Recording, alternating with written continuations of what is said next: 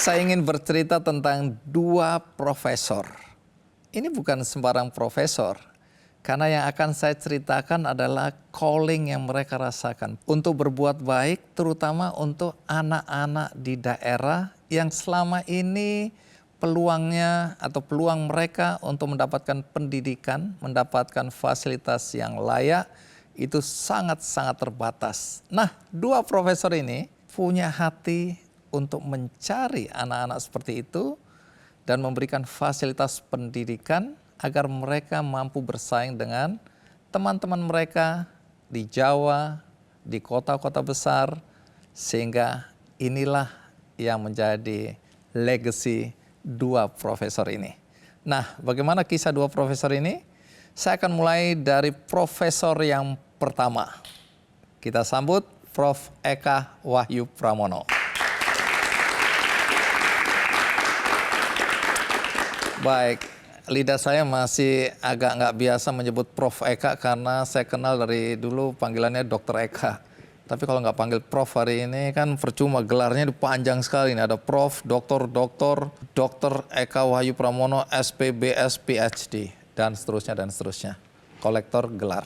Saya tadinya ini harus jujur ini, teman-teman adik-adikku tercinta. Prof. Eka itu kalau ngirim-ngirim foto kegiatan-kegiatan bersama mahasiswa, terus bilang, ayo bro, cari dong anak-anak Papua, kita didik jadi dokter.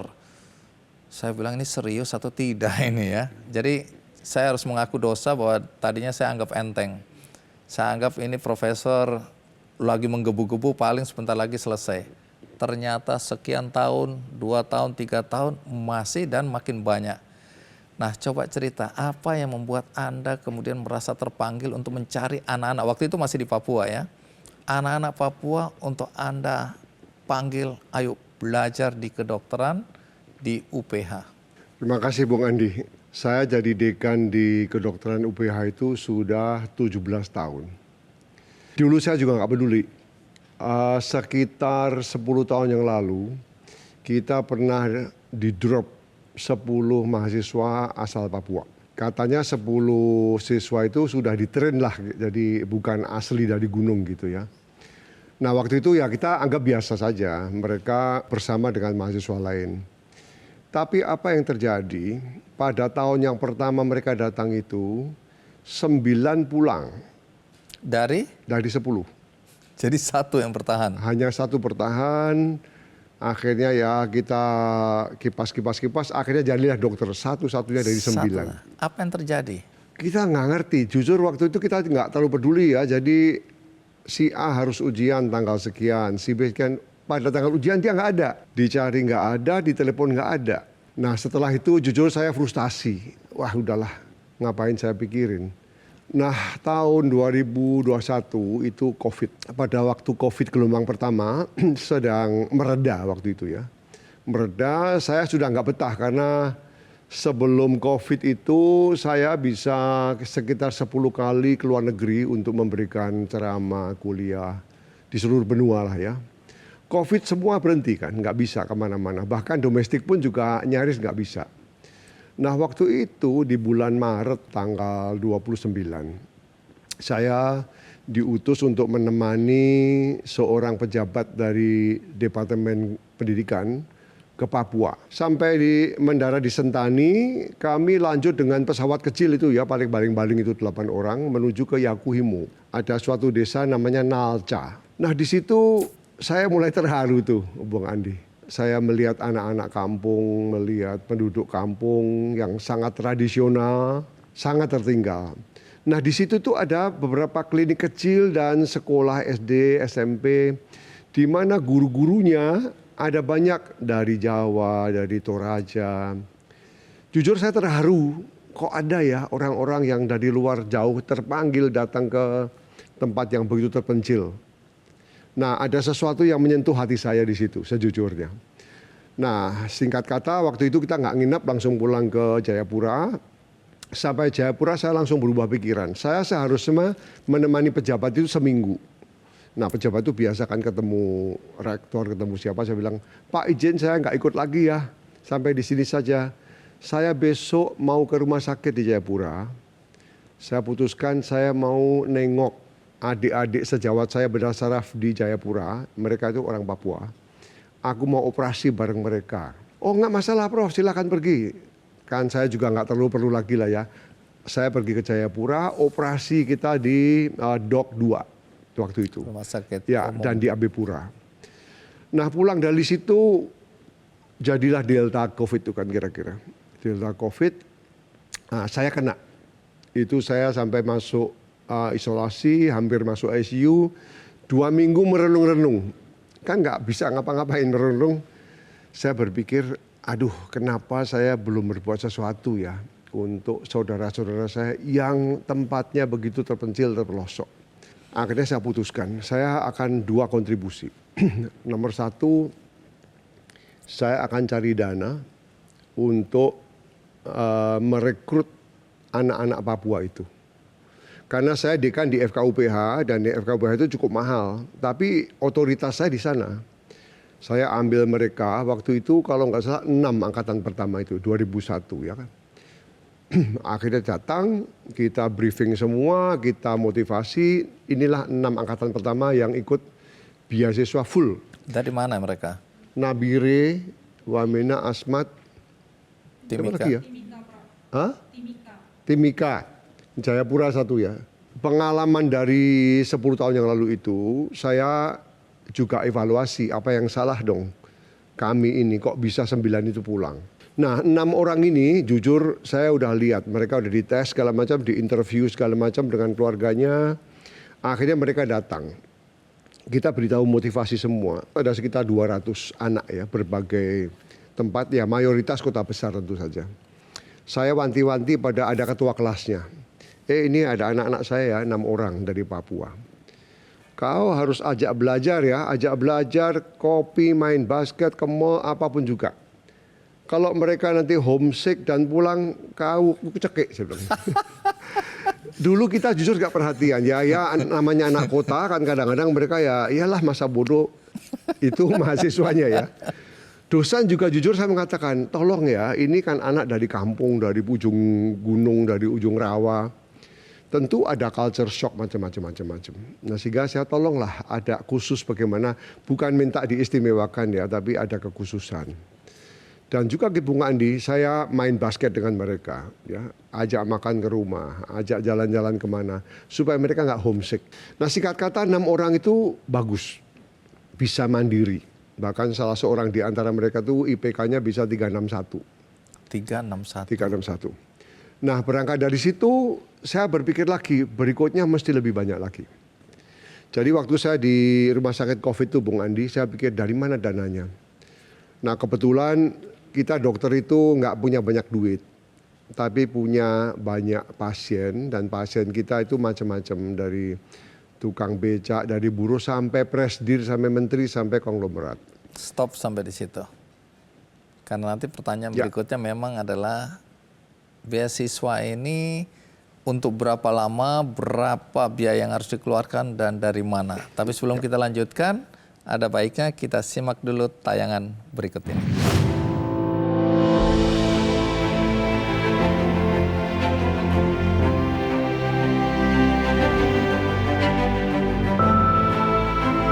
Pendidikan dapat mengantarkan seseorang ke gerbang masa depan yang lebih baik, sekaligus memberi bekal untuk berkarya dan mengabdi pada masyarakat, bangsa, dan negara.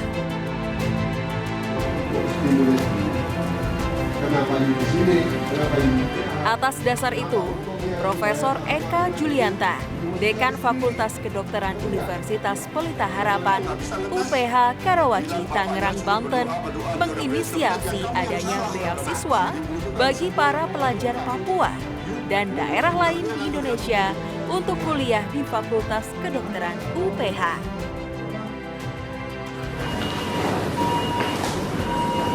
Beasiswa yang diberikan merupakan beasiswa penuh, ditunjang dengan fasilitas yang lengkap yang dimiliki Fakultas Kedokteran UPH. Para mahasiswa tidak hanya belajar di kelas, namun dapat praktek secara langsung. Para mahasiswa juga mendapat bimbingan bimbingan dari para dosen dengan keilmuan di bidangnya yang mumpuni, termasuk Profesor Eka, seorang dokter spesialis bedah syaraf terkemuka di dunia. Profesor Eka yang juga merupakan dokter spesialis bedah senior di Rumah Sakit Siloam, telah banyak menorehkan prestasi di dunia kedokteran, di antaranya dokter bedah saraf pertama di Asia Tenggara yang berhasil melakukan operasi batang otak untuk mengangkat tumor pada tahun 2001. Tidak mudah mendapatkan para pelajar dari daerah-daerah untuk bersedia kuliah meski dengan beasiswa. Profesor Eka dan tim ke sejumlah daerah untuk mensosialisasikan program beasiswa di UPH sekaligus memberikan motivasi bagi para pelajar tentang pentingnya pendidikan. Bagi para mahasiswa yang mendapat beasiswa, wajib kembali ke daerah masing-masing untuk berkarya dan mengabdi pada masyarakat.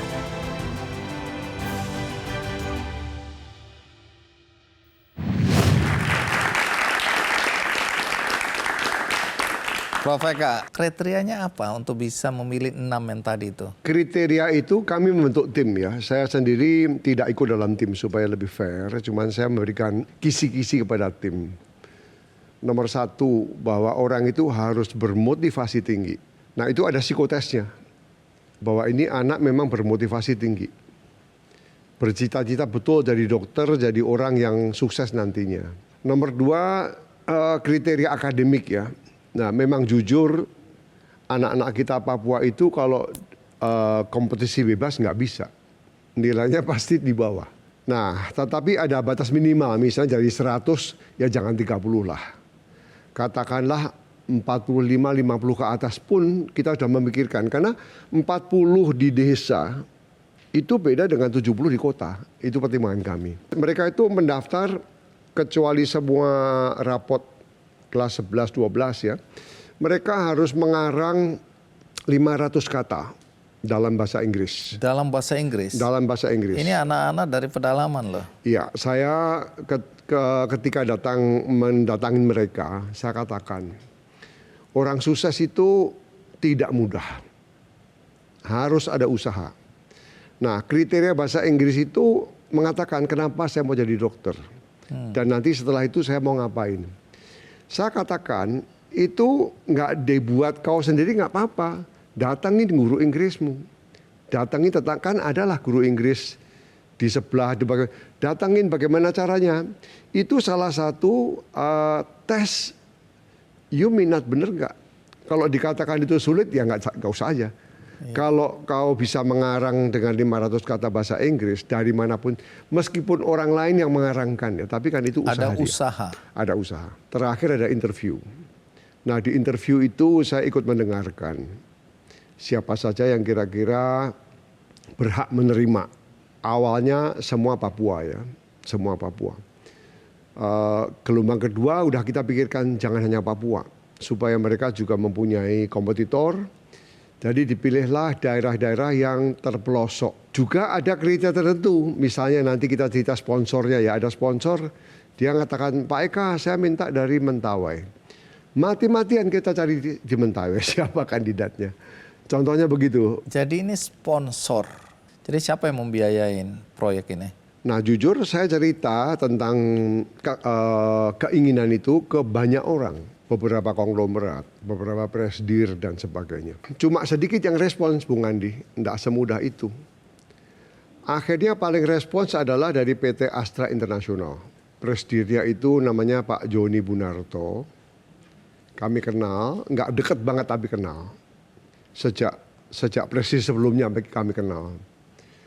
Dan ya saya cerita tutup poin begini Pak Joni, bagaimana boleh tolong enggak. Akhirnya tahap pertama itu ditunjuklah, oh ini Daihatsu. Ya tinggal nanti pres di Daihatsu, Komandan Eka, saya mesti apa? Itu begitu serius bro akhirnya ya. Akhirnya begitu selanjutnya juga majority dari PT Astra Internasional dan anak-anak perusahaannya. Lalu kedua dari Bank Sentral Asia. Bank Sentral Asia itu punya CSR ya, tapi saya udah mencoba puluhan kali nggak nembus. Karena kriteria mereka berbeda. Ya katakanlah mereka prefer untuk katakanlah untuk DBC apa gitu ya. Sehingga saya mesti bujukin presidennya Pak Yahya, ya serius. Pak Yahya, ayo dong. Pertama kali ya Pak, satu aja lah saya. Ya satu dulu lah Pak. Jadi babak pertama itu 5 Astra, 1 BCA. Nah waktu itu juga saya ngobrol-ngobrol dengan Pak James Riyadi. Pak James kita punya ide. Nah mertua Pak James Riyadi, Pak Hambali Subekti almarhum mengatakan, James bilang sama Eka ya, gua ikut dua pack. Itu spontanitas. Sehingga saya pikir, aduh kapan ya ada orang spontan lagi begini.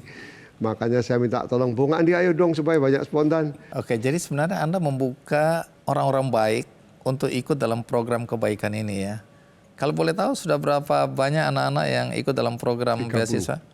30 yang dekat 30 anak. 30, oke. Baik, kita rehat sejenak. Ikuti terus Kick Andy. Kalau mereka gagal, uangnya aku minta ya, Bapak jual rumahnya. Oh iya, banyak yang mengkeret nggak jadi. Nggak langsung pucat.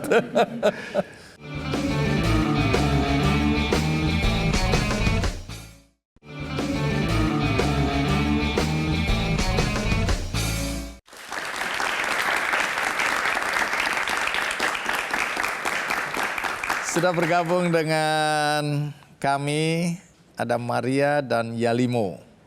Maria, kamu dari mana? Saya dari Asmat, Papua Selatan. Asmat. Yalimo? Saya dari Wamena.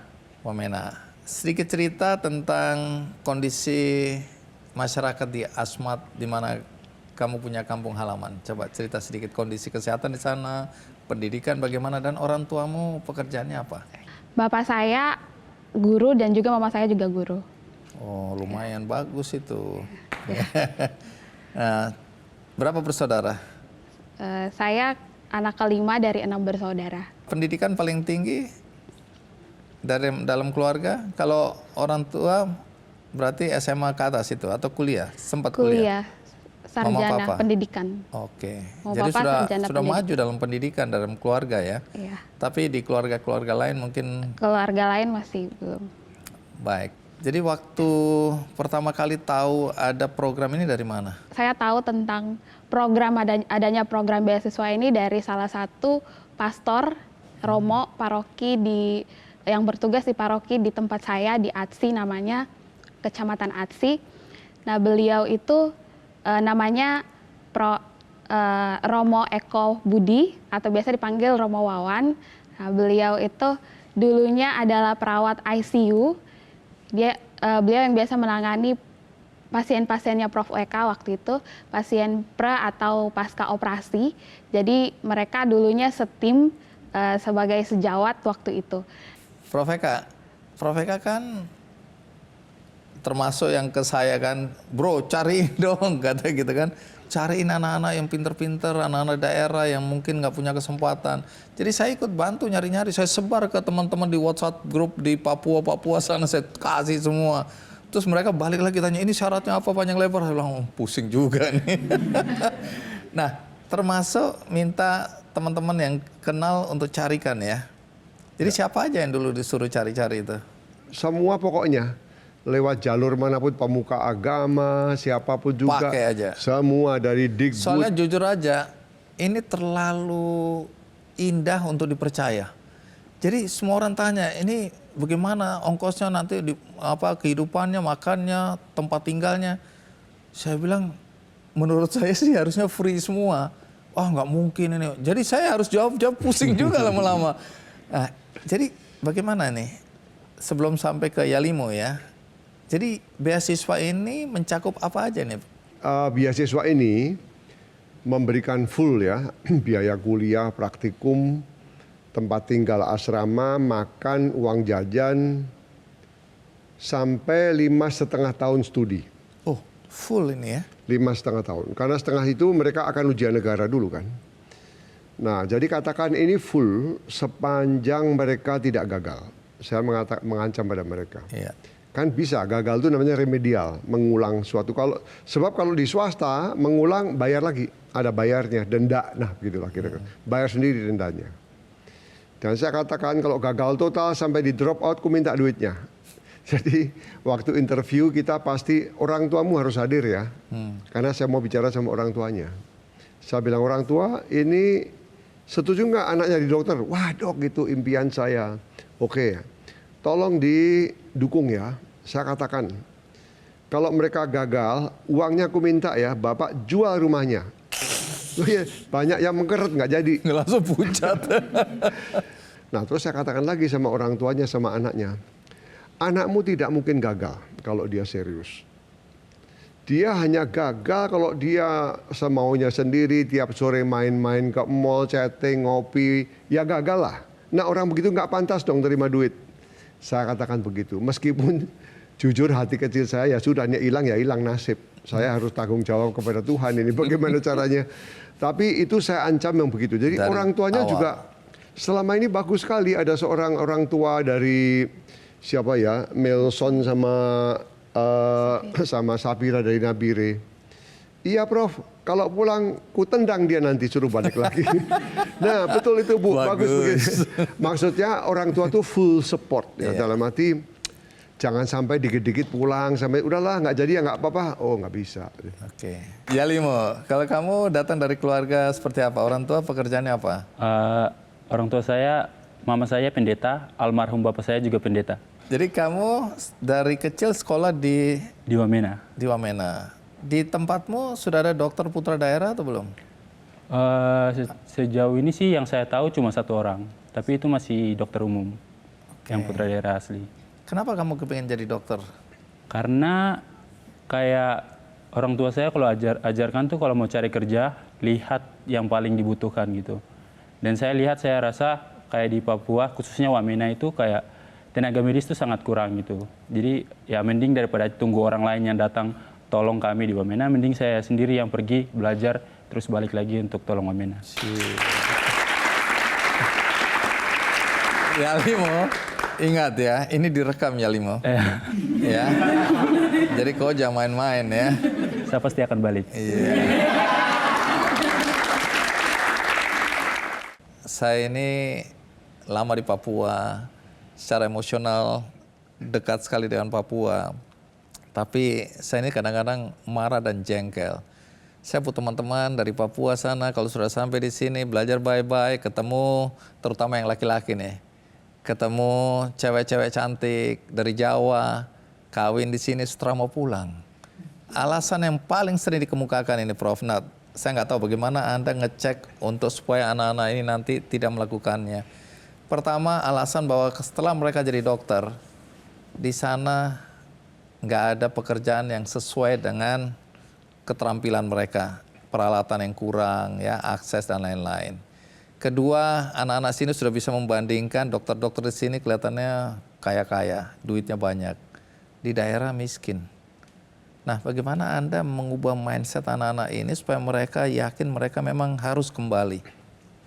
Oke Bung Andi, jadi itu yang Bung Andi cerita itu semua manusiawi.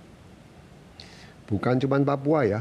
Jadi sekarang kalau dokter kita spesialis dikirim ke daerah, satu dokter balik lagi, memang rata-rata karena masalah duit. Tapi juga nggak heran, betul, nggak ada yang bisa dikerjakan. Karena alatnya itu tidak memenuhi syarat. Seluruh Papua mungkin yang mending hanya Jayapura. Saya udah keliling ke Merauke, ke Sorong semua. Yang paling untuk bedah otak ya hanya Jayapura. Sehingga aku nggak nyalain mereka. Yang saya pikiran begitu. Ada juga orang yang negativistik kepada saya. Mereka apalagi itu nggak pulang nanti. Udahlah tenang aja. Saya punya konsep beda. Dalam arti anak-anak ini memang betul Bang Andi bilang tadi ya. Janji pulang selesai mesti pulang dulu. Berbuatlah sesuatu di kampungmu. Meskipun di Asmat nggak ada apapun. Berbuatlah sesuatu. Nyeramahin, timbang bayi, vaksinasi apapun nggak masalah. Balik dulu. Kan itu mereka bisa balik waktu internship misalnya. Tetapi juga jangan lupa saya juga memotivasi mereka. Jangan berhenti jadi dokter umum. Spesialis. Bahkan profesor saya katakan. Katakanlah kalau ada di antara mereka yang mau jadi profesor, setelah katakanlah ya balik Wamena, balik Asmat Nabire, kemudian Prof Eka aku mau datang lagi, boleh, saya carikan duit lagi, sekolah lagi, katakanlah jadi profesor di UPH pun boleh. Saya bangga, sampai sekarang tidak ada satupun profesor dokter Papua. Jujur itu dalam pemikiran saya. Selesai pulang dulu kampung sesuai janji. Berapa lama ya kita lihat nanti, kan beda-beda lah kira-kira. Pokoknya berbuat sesuatu untuk kampungnya. Selesai itu boleh kontak lagi. Selama saya masih bisa bantu di sini, saya carikan uang lagi. Sampai spesialis, doktor, bahkan profesor. Ya kembali lagi, itu pemikiran saya. Sepanjang mereka tidak minggat ke luar negeri, saya bangga. Sebab ada orang mindset, orang Papua, orang mana, oh aku mau ke New York aja lah. Jadi orang nggak tahu jadi apa di sana, pokoknya dapat kerjaan, itu aku nggak demen. Itu konsep saya, tidak harus mereka pulang seumur hidup di kampung ya. Nah tentu akan regenerasi lah ya, mereka balik sini orang lain kan begitu kira-kira. Sehingga orang Papua itu dinaikkan harkatnya, bukan saja mereka pulang membangun, tapi juga dianya sendiri, Papua ini menjadi orang yang berkaliber nasional, internasional, saya akan sangat bangga. Itu yang jadi saya pikirkan. Baik. Dia telepon, ayo Pak Eka, mumpung di rumah sakit COVID nganggur. Sebelum mati lebih baik Tulis cerita lagi. gitu. Ini tentang apa yang Bung Andi dengung-dengungkan, bagaimana berbuat baik.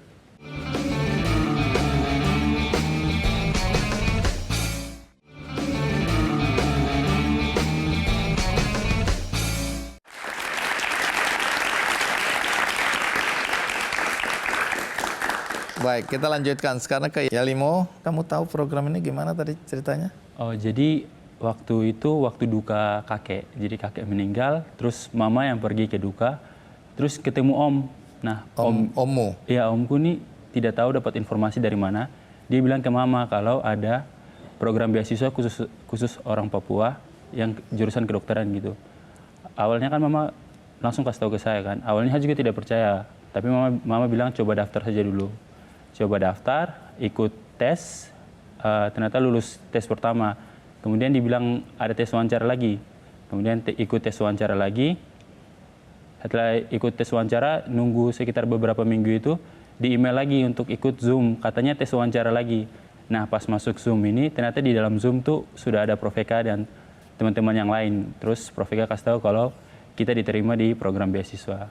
Oke, jadi happy lah ya, keluarga ya, bahagia sekali ya. Jadi waktu tes bahasa Inggris gimana tuh, bikin essay bahasa Inggris? Siapa yang bantu kau itu? Kerja sendiri. Oh, jadi sendiri. Kalau Maria, siapa yang bantu kamu Maria? Sendiri. Sendiri? Ya. Jadi di sekolah pelajaran bahasa Inggris jalan bagus? Iya, karena Bapak pendidik. Bapak juga guru bahasa Inggris, jadi di rumah homeschooling juga. Nah, tapi sekarang bahasa pengantar, bahasa sehari-hari dalam kuliah bahasa Inggris. Materi bahasa Inggris, ujian bahasa Inggris. Kalau kuliah masih campur-campur Indonesia Inggris. Oke.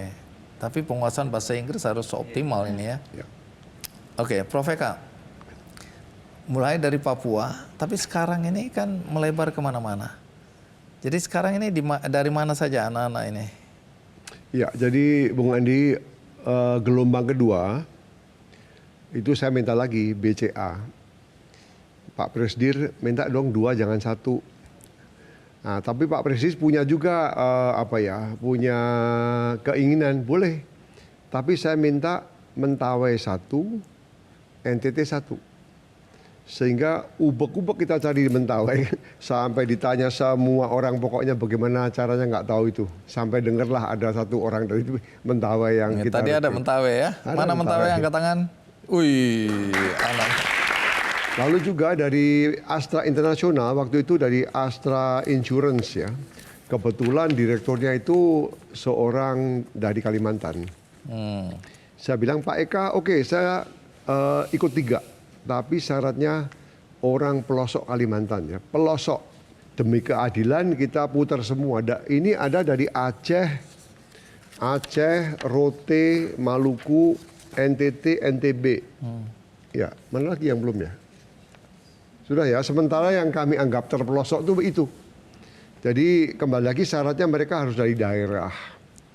Ya diutamakan dari keluarga yang secara finansial tidak mungkin akan kuliah di kedokteran swasta. Karena banyak aplikan yang dinilai oleh tim mampu, langsung di-exclude.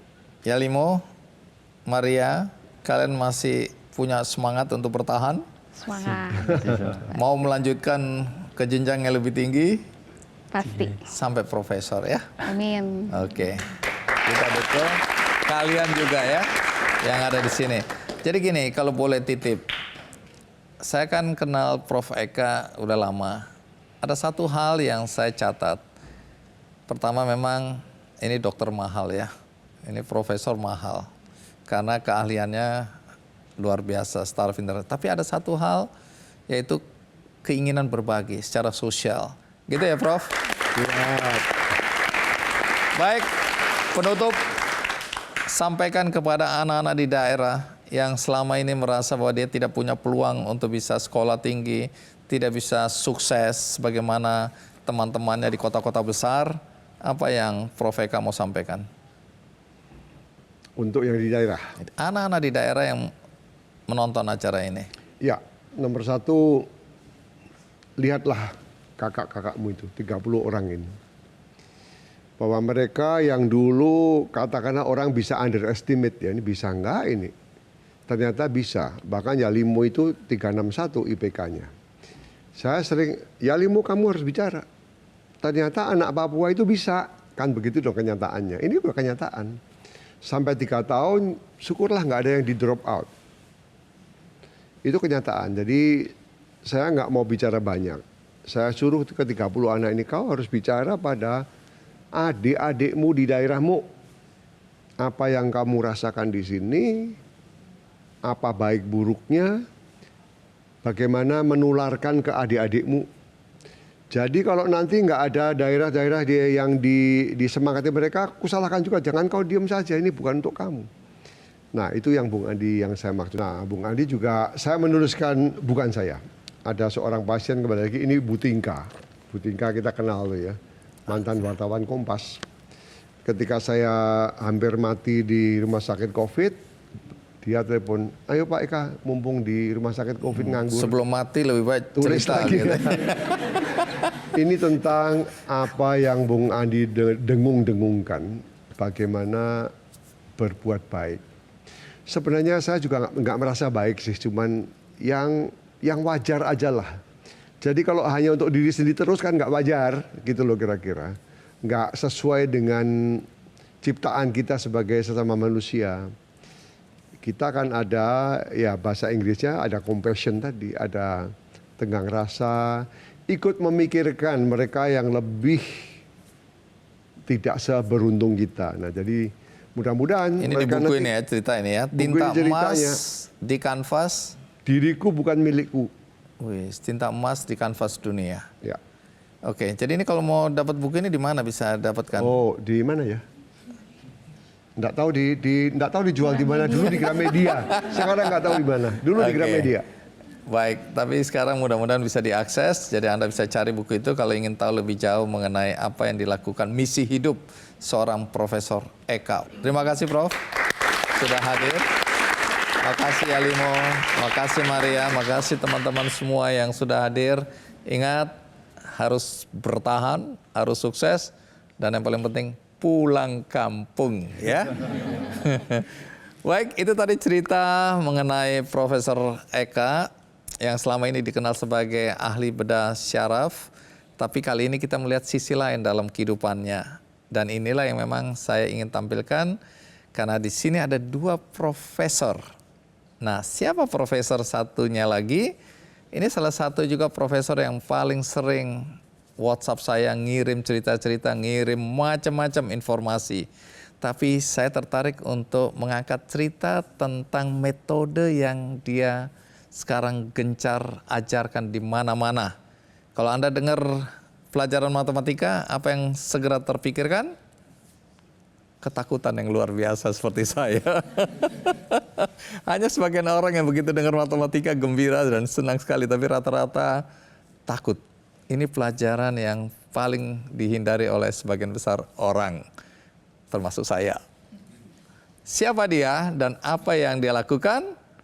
Kita rehat sejenak, ikuti terus Kikendi. Sepintas saja saya lihat-lihat, gasing, lama-lama saya coba buka videonya, saya lihat penjelasan, saya mulai tertarik. Kenapa? Karena saya nggak percaya. Matematika katanya bisa menyenangkan, itu saya agak nggak percaya.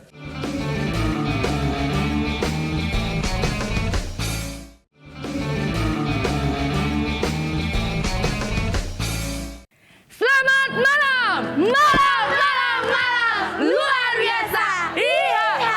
Sekali lagi, selamat malam, malam, luar biasa. Iya. Tepuk semangat. Semangat. Apa itu gasing? Gasing, gampang, asik, menyenangkan. Aku anak pintar, 1, 2 ya.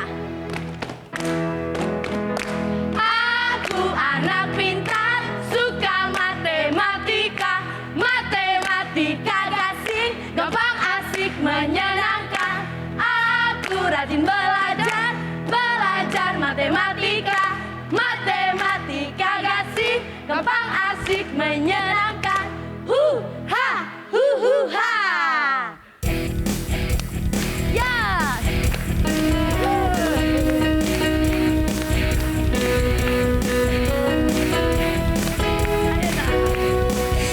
Yes. Jeruk di meja. Jeruk. Jumlahnya ada 5. Kalau ditambah 3. Hasilnya berapa? Mantap. Jeruk di meja. Jumlahnya ada 10. Kalau diambil 2. Hasilnya berapa? Mangga di kulkas. Jumlahnya ada 3. Kalau dikali 5. Hasilnya berapa? Mantap. 2 ditambah 1/3. Berapa? Oh berapa? Aku tahu jawabnya. Itu sangat mudah. Hasilnya 2/7. Kamu memang pintar. Pintar karena gasing. Hore! 5 ditambah 1/7. Berapa? Oh berapa? Aku tahu jawabnya. Itu sangat mudah. Berapa? Hasilnya 5/1/7. Mantap. Kamu memang pintar. Pintar karena gasing. Hore! Tepuk hebat. Kamu hebat. Saya hebat. Semua hebat. Keren. Apa itu gasing? Gasing, gampang, asik, menyenangkan. Heboh. Jadi ini lagi ngapain sebenarnya tadi ini? Lagi belajar, Kak. Belajar apa? Semua nari-nari, semua nyanyi-nyanyi, nggak ada yang belajar tadi? Sambil berhitung. Oh, sambil berhitung. Jadi ini metode gasing ya? Coba jelasin, ini saya lihat kakak-kakak yang hadir sini bahagia sekali ya. Kembali ke masa kanak-kanak ya. Jadi gasing itu apa? Jadi gasing itu merupakan metode matematika singkatan dari gampang, asik, menyenangkan gitu. Gampang, asik, menyenangkan. Gampang, asik, menyenangkan. Untuk belajar matematika? Iya benar, Kak. Saya nggak yakin. Emang matematika gampang? Gampang. Yakin? Ini siapa ini? Nama? Vanita. Oke, kamu namanya? Justin. Justin. Kamu? Jose. Yose. Oke, jadi ini murid-murid yang sudah pernah belajar matematika dengan metode gasing. Dan hasilnya memang menyenangkan. Jangan bohong. Menyenangkan? Yakin? Kamu? Oke, trainernya namanya siapa ini? Saya Asrida Sigiro. Saya Maria Gales. Saya Yohani Gitu. Oke, jadi ini melatih anak-anak atau melatih guru-guru? Dulu kita melatih anak-anak, kemudian sekarang kita sudah melatih guru-guru. Oh, guru-guru. Jadi guru-guru nanti ajarkan kepada anak-anak bagaimana belajar matematika dengan metode gasing, gampang, asyik, dan menyenangkan. Dan menyenangkan. Oke, kita berikan aplaus, tepuk tangan. Ya, itu tadi kehebohan di studio berkaitan dengan belajar matematika. Mungkin sesuatu yang aneh menurut Anda, sesuatu yang asing untuk dilihat, tetapi ini adalah satu metode yang katanya membuat pelajaran matematika itu gampang, asik, dan menyenangkan. Dan metode ini diciptakan oleh Profesor Yohanes Surya. Prof, apa kabar? Iya. Jadi gasing ya? Gasing. Baik, nanti jelaskan cerita mengenai bagaimana awal mulanya sampai Anda menemukan metode yang katanya belajar matematika ini nggak harus membuat murid-murid ketakutan. Itu nggak benar itu ya? Itu tinggal mitos sekarang ini ya? Ya, sekarang semua happy. Semua happy. Silahkan duduk, Prof. Saya ini kan juga sering mendapatkan WhatsApp dari Anda ya. Awalnya saya bilang gasing ini apa gitu ya. Nah, sepintas saja saya lihat-lihat gasing, lama-lama saya coba buka videonya, saya lihat penjelasan, saya mulai tertarik. Kenapa? Karena saya nggak percaya. Matematika katanya bisa menyenangkan, itu saya agak nggak percaya. Jadi awal mulanya Anda menemukan metode ini bagaimana sih? Ya, sebenarnya ini udah lama ya, mengembangkan ini udah lama sekali, udah hampir 20 tahun. 20 tahun? 20 tahun kita Tapi baru kembangkan. heboh belakangan ini? Iya, karena waktu-waktu itu kita nggak terlalu heboh ya, nggak terlalu banyak menyebarluaskan kemana-mana. Nah, akhir-akhir ini aja di tahun 2021, itu ceritanya waktu itu Menko Marves, kebetulan saya... Pak Luhut? Iya, Pak Luhut. Saya kan kerja sama beliau sekarang. Nah, beliau minta supaya saya menerapkan metode ini di daerah Toba. Sekolahnya ya? Iya, di Toba dan daerah Humbang Hasudutan gitu ya. Nah, sekitar situ. Nah, kemudian ternyata hasilnya bagus sekali gitu. Kaget beliau gitu. Lalu minta, lalu diketemukan dengan presiden. Lalu presiden waktu itu di Humbang Hasudutan, kita ketemu dan beliau katakan ini bagus, kenapa nggak disebarkan ke seluruh Indonesia gitu. Nah, kemudian bergulir terus, itu 2021, 2022 akhirnya mulai berkembang dan sekarang sudah mencapai 85 kabupaten. 85 kabupaten? Iya. Dan di mana aja? Di seluruh dari provinsi? Aceh sampai Papua. Ada Aceh Timur, Sabang, Langsa, kemudian Banda Aceh, sampai ke Papua. Papua itu sampai ke Merauke. Jadi dari Sabang provinsi sampai nih? 30 provinsi. 30 provinsi. Ya. Oke, kita berikan aplaus. Baik, nanti kita akan lanjutkan. Kita rehat senak, ikuti terus Kick Candy.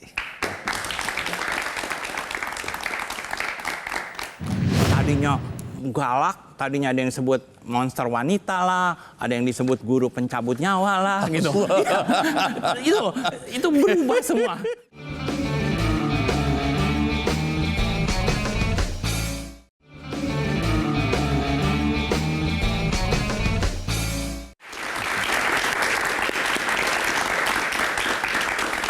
Terima kasih Anda masih bersama saya di acara Kick Candy dan tamunya masih Profesor Yohanes Surya. Metode gasing ini memanfaatkan elemen-elemen musik, terus latihan logika, nanti jelaskan. Kemudian ada aktivitas otak kiri dan otak kanan, pengembangan motorik. Jadi banyak sekali elemen yang tercakup di dalam gasing ini ya. Jadi gasing itu sebenarnya bahagia belajar, konsepnya di situ. Jadi setiap anak itu akan belajar dengan bahagia. Nah, bahagia itu bisa dengan tawa, dengan gerak, dengan musik, dengan lagu. Tapi mereka belajar. Jadi seperti misalnya mereka, katakan tadi mereka kinestetik ya. kecerdasan kinestetik itu diajarin. Misal ambil contoh ya, Bu Astrida coba ke sini, Coba, bisa Astrida. sama tim sama Trainer. sama trainer. Mau nyanyi fa fa mi fa sol la si do, gampang asik dan menyenangkan.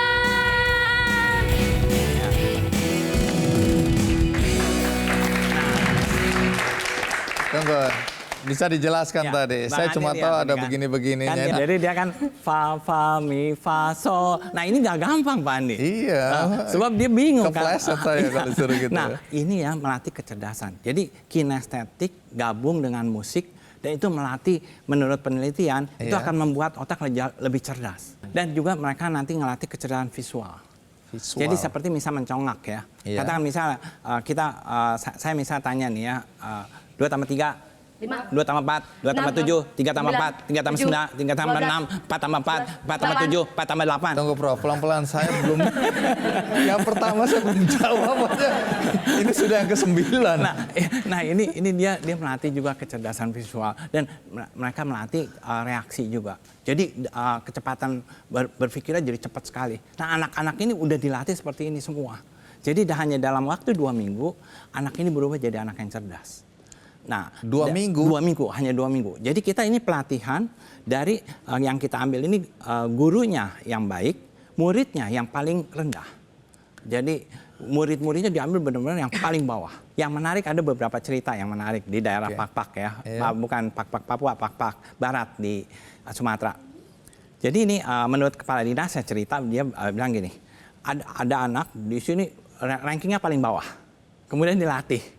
Dan dia selalu dibully di sekolahnya karena ranking paling bawah kan. Ketika kembali jadi paling pinter. Nah, ketika paling pinter terjadi begini nih menurut Apa cerita. yang terjadi? Nah, yang terjadi adalah dia yang pinter di kelas itu belajar sama dia kan. Nah, tapi karena dulu dia sering dibully katanya. Nah, menurut cerita sekarang oke, dia bilang boleh belajar sama saya tapi di rumah saya. Bayar 10.000 sekali datang. Karma ini.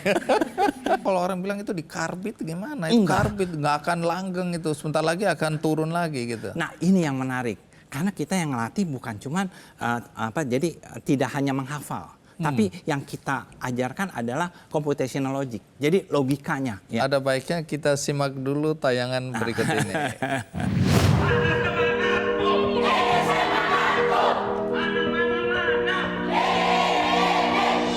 Profesor Yohanes Surya sangat mempengaruhi kehidupan saya secara pribadi. Metode gasing ini mengubah hidup saya menjadi guru yang lebih mencintai diri saya dengan sepenuh hati dan sepenuh jiwa raga. Profesor Yohanes Surya telah memberikan kontribusi yang besar dalam bidang pendidikan di Indonesia. Profesor Yohanes menjadi perintis terbentuknya tim Olimpiade Fisika Indonesia yang hingga kini telah banyak menorehkan prestasi di ajang Olimpiade Fisika Internasional. Ia juga banyak menulis buku dan memberikan pengajaran bagi guru dan murid di seluruh Indonesia. Bagi Profesor Yohanes, tidak ada anak yang bodoh. Yang ada adalah mereka belum mendapatkan kesempatan belajar dari guru yang baik dan metode yang benar. Salah satu pendekatan pengajaran yang diciptakan Profesor Yohanes adalah metode gasing, gampang, asyik, dan menyenangkan. Metode gasing merupakan sebuah pendekatan pembelajaran matematika dan fisika untuk siswa SD hingga SMA yang mengajarkan langkah-langkah secara bertahap untuk membantu anak-anak memahami matematika dan fisika dengan mudah dan dengan cara menyenangkan. Metode gasing telah dipelajari guru-guru di puluhan kota di Indonesia dan telah diterapkan pada lebih dari jutaan murid. Profesor Yohanes Surya berharap metode gasing dapat diterapkan pada mata pelajaran lain sehingga kedepannya pembelajaran di Indonesia menjadi gampang, asyik, dan menyenangkan bagi siswa dan juga guru. Semangat Semangat! Prof. Yohanes Surya telah menularkan api semangat kepada kami dan kami menularkan kepada Puncak Jaya. Baik, saya harus jujur ke Anda bahwa saya sering menyetir ucapan Anda kepada anak-anak di daerah-daerah. Tidak ada murid yang bodoh. Ya. Yang ada adalah Belum ada kesempatan untuk bertemu dengan guru yang baik dan metode yang tepat. Ya. Oke, jadi tidak ada anak yang bodoh ya, Ya. teman-teman. Kembali ke hitung-hitungan. Ya. Nanti murid-murid tadi kita minta memeragakan. Tapi Ya. sekarang Anda bilang 3 kali 2 tadi itu mudah sekali, itu bagaimana? Ya. Jadi 3 kali 2 nanti saya sebenarnya ingin anaknya yang menjelaskan. Oke. Karena yang kita latih itu si anak itu bisa menjelaskan sehingga dia bisa mengajar temannya. Jadi dalam gasing Ya. 3 dikali 2 sama saja dengan 3 kotak, masing-masing berisi 2 benda. 3 kali 2, berapa jadinya? Untuk mendapati hasilnya, kita harus menghitung benda yang dalam kotak ini secara keseluruhan. Jadi totalnya? Jadi totalnya 2 ditambah 2 ditambah 2 sama dengan 6. Jadi ini dasarnya ya? Dasar. Jadi ini pakai logika ini Pakai ya? logika semuanya. Jadi dengan begini anak ini tetap ingat terus. Dan belajarnya cepat sekali ternyata. Apalagi kalau belajar pakai musik. Nah ternyata menurut penelitian musik itu membantu sekali dalam pembelajaran. Jadi gerakan ini, aktivitas fisik ini sangat membantu. Makanya kenapa gasing itu heboh sekali. Gasing itu singkatannya juga sebenarnya gaduh dan bising. Ya, Kalau itu benar. Ya, soalnya dia memang harus gaduh, harus bising. Kelanjutan dari ini anak-anak nanti diajarkan juga. Ya, nah ini kan dasar. Iya. Jadi misal perkalian 1 digit, kemudian nanti masuk ke perkalian 2 digit. Nah kemudian diajar bagaimana menghitung perkalian 3 digit dan 4 digit. Jadi mereka itu bisa menghitung cepat sekali. Misalnya coba ya, coba Jose, 15 kuadrat. 205. 45 kuadrat. 2025. Nah 76 kuadrat. 5.700. Iya, 5.729. 5.000. Oh, 5.776. Iya. Oke, jadi anak-anak ini dilatih, jadi mereka cepat sekali. Nah itu, jadi dampak dari pelatihan itu hampir di tiap-tiap pelatihan dari Aceh sampai Papua, mereka kuadrat 1 sampai 50 gampang sekali. Tunggu nih, mereka pakai seragam hari ini ada di sini, kenapa? Nah ini kebetulan mereka ini kayak Vanita ini, dia dari Nabire, kita dan Justin dari Bitung, ini dari Jayapura, kita lagi kumpulkan, ada 12 orang yang akan kita ikutkan dalam lomba bulan November, lomba sains dan matematika. Mereka Asia. sekarang dalam training itu Pak. Ya. Ini kelas berapa? Yose kelas berapa? Kelas 6, Kak. Vanita kelas berapa? 3. Kelas 3. Justin? Kelas 4, Kak. Kelas 4. Kamu panggil aku Kak. Terima kasih. Terima kasih, aku senang sekali. Saya kembali ke tempat masing-masing ya. Iya. Tolong jelaskan keistimewaan, poin-poin penting keistimewaan kalau kita belajar matematika menggunakan metode gasing ini. Gasing, iya.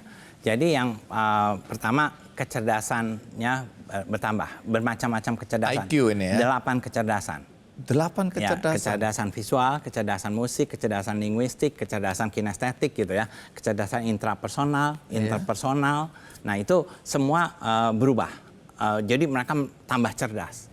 Nah itu terbukti gitu loh. Nah, sekarang lagi sedang penelitian ini. Penelitian dengan profesor dari Tsinghua University, Profesor Stella, orang Indonesia juga. Nah, dia lagi melakukan penelitian kenapa dalam 2 minggu ini terjadi perubahan yang luar biasa di otak itu gitu loh. Kok anak bisa dari tadi peringkat paling bawah, kenapa bisa pinter gitu loh dalam 2 minggu. Nah, juga World Bank, ini Januari ini mulai penelitian sampai bulan Juni nanti untuk meneliti. Ini apa yang terjadi sih gitu loh. Dia akan meneliti di 6 kabupaten yang udah melakukan gasing, lihat kenapa bisa begini gitu.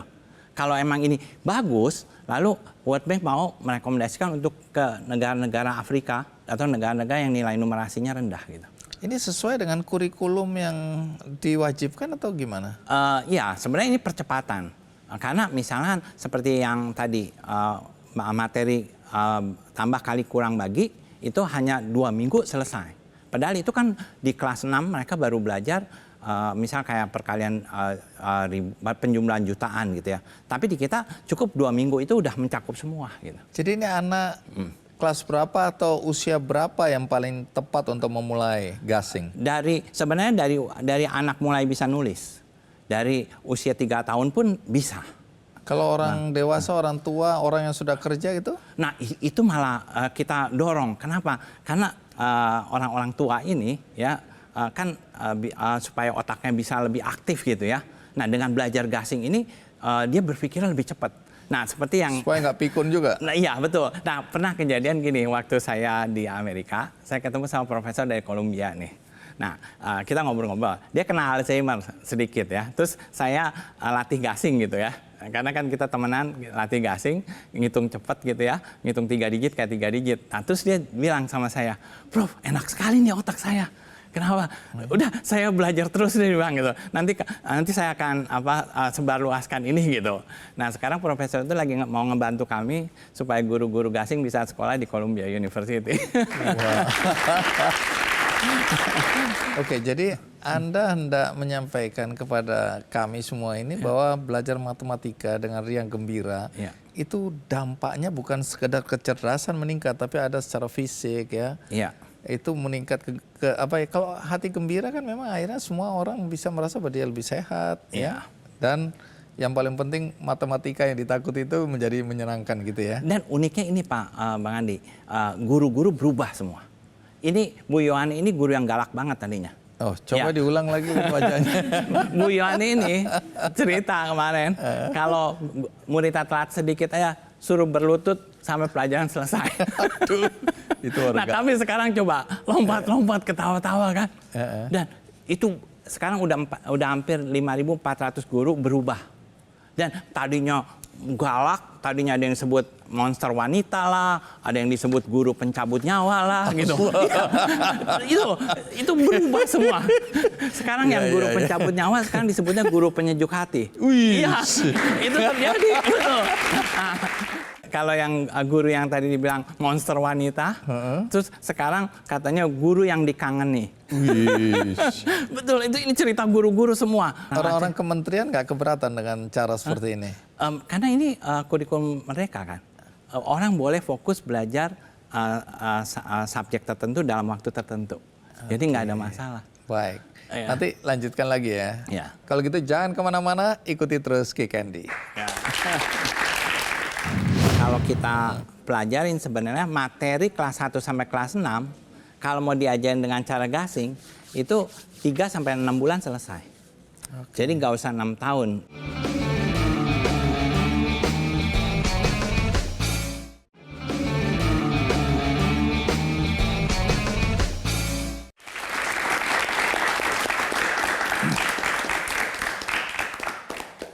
Prof, ini kan Anda sekarang mulai mengembangkan gasing itu sampai ke daerah-daerah di seluruh Indonesia.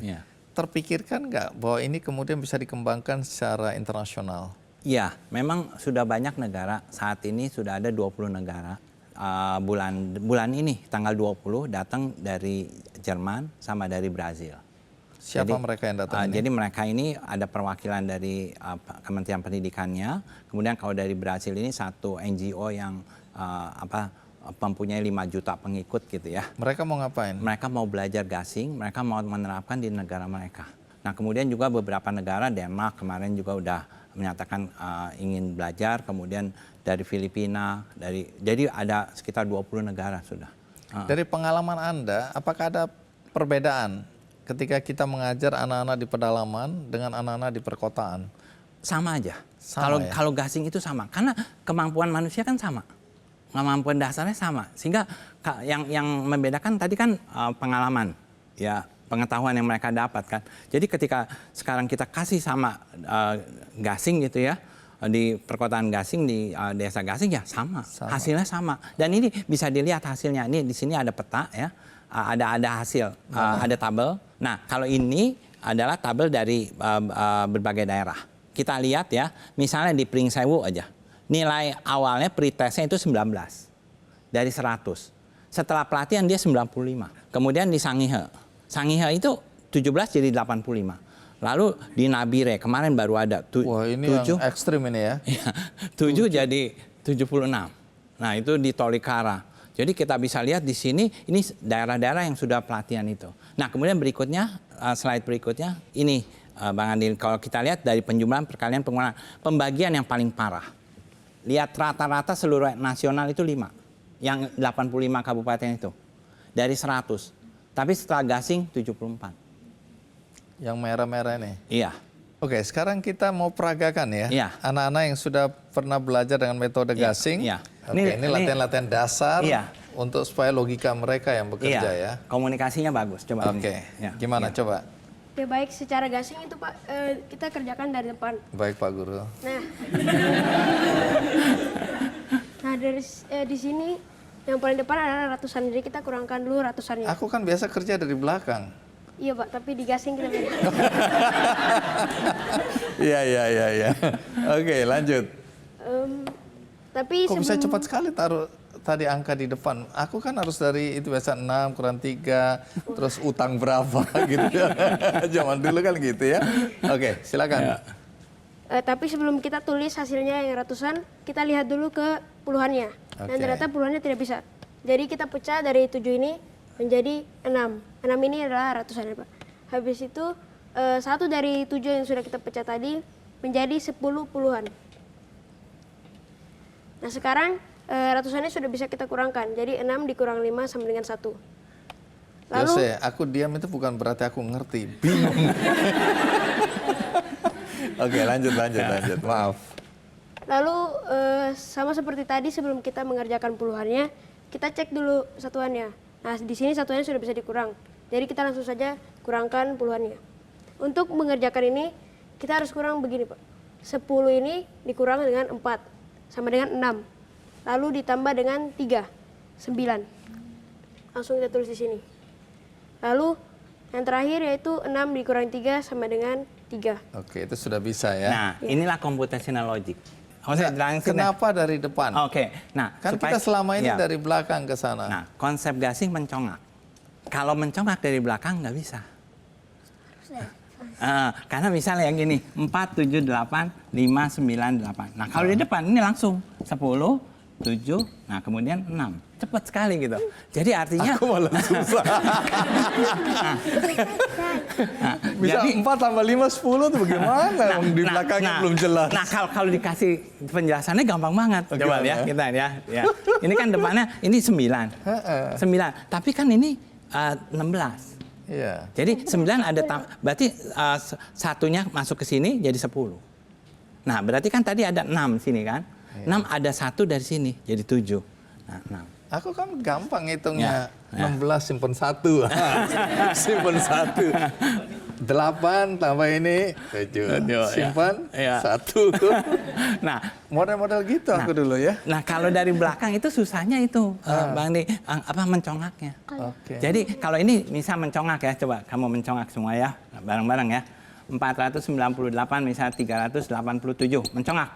885. Yang susah misalnya 3.819 kali 3.819. Coba, ayo kerjain semua. Sudah? Oke, berapa? 14.512.000. 14 juta? 512.561. Coba nanti cek dulu. 14.585.361. 85.000. Ya. 361. 361. Ayo cek dong yang benar. Dikit lagi. Jangan grogi. 14.584.761. Nah, itu 14 juta berapa? 584.761. Ya, itu betul. Oke. Nah, ternyata jangan grogi. Sebab kalau disaksikan gini ya nggak gampang juga ya. Oke, kita berikan plus untuk adik-adik kita. Ya, terima kasih bisa duduk kembali ya. Metode ini nantinya Anda masih bisa kembangkan lagi, ingin dikembangkan atau menurut Anda ini sudah final? Jadi ini kan baru berhitung. Kali bagi tambah kurang. Nah, kita sudah kembangkan pecahan desimal. Jadi dan juga kita sudah kembangkan pelajaran SD kelas 1 sampai kelas 6 kayak misalnya KPK dan lain-lain gitu ya. Nah itu kalau kita pelajarin sebenarnya materi kelas 1 sampai kelas 6, kalau mau diajarin dengan cara gasing, itu 3 sampai 6 bulan selesai. Jadi nggak usah 6 tahun. Jadi begitu dia kali bagi tambah kurang pecahan desimal bagus, itu seterusnya belajar yang lain tuh gampang banget gitu. Oke, jadi kalau ada di luar sana bilang Profesor Yohanes ini cuma ngajarin hafalan, ya, itu nggak benar. Enggak. Soalnya anak itu diajar logika. Oke. Dan kita nggak suruh ngafal mereka. Jadi banyak orang pikir, gasing itu kayak ngafalin gitu. Enggak sama sekali. Kita malah melarang ngafal. Dengan mengembangkan metode gasing ini apa harapan Anda? Harapan saya seluruh dunia nanti ke depannya itu ada namanya ya kesetaraan dalam pendidikan, terutama dalam pendidikan matematika. Jadi kalau misal seluruh dunia, ya, terutama di Indonesia dulu ya, di Indonesia dan di dunia ini seluruh anak bisa matematika, bisa berhitung aja. Kita nggak usah muluk-muluk berhitung. Ini udah artinya keadilan sosial untuk pendidikan. Jadi dengan begitu semua orang merasa oke, saya juga bisa gitu. Nah itu akan terjadi sesuatu hal yang luar biasa. Sehingga nggak ada lagi orang sebut dia bodoh, dia nggak ada gitu. Nah, jadi semua equal nih. Equal. Wah itu keren banget gitu. Baik. Itulah. Terima kasih Ya. Profesor Yohanes Surya. Bagi Anda tadi yang menyaksikan episode ini tidak dari awal, jangan khawatir karena Anda bisa menyaksikan tayangan ulangnya di metrotvnews.com. Dan juga ada cuplikannya di channel YouTube Kick Andy Show. Seperti biasa, di akhir acara ini saya ingin mengajak Anda untuk berbuat baik.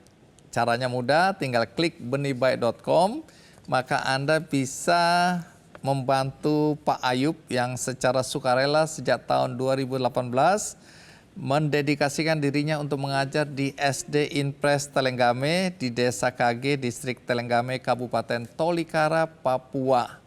Nah, di sana anak-anak membutuhkan alat-alat peraga, alat-alat bantu untuk pendidikan, dan juga bahkan buku, alat tulis, dan sepatu.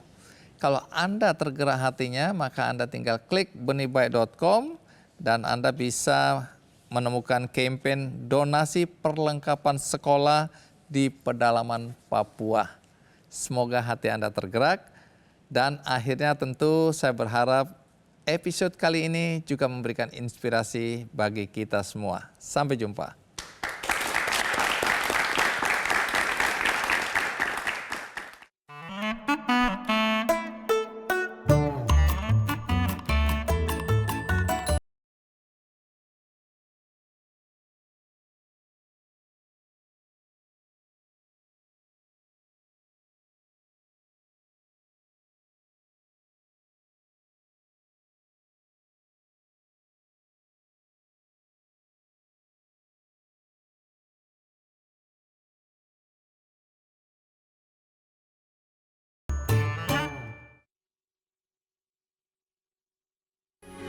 Metro TV. Jelajahi cara baru mendapatkan informasi. Download Metro TV Extend sekarang.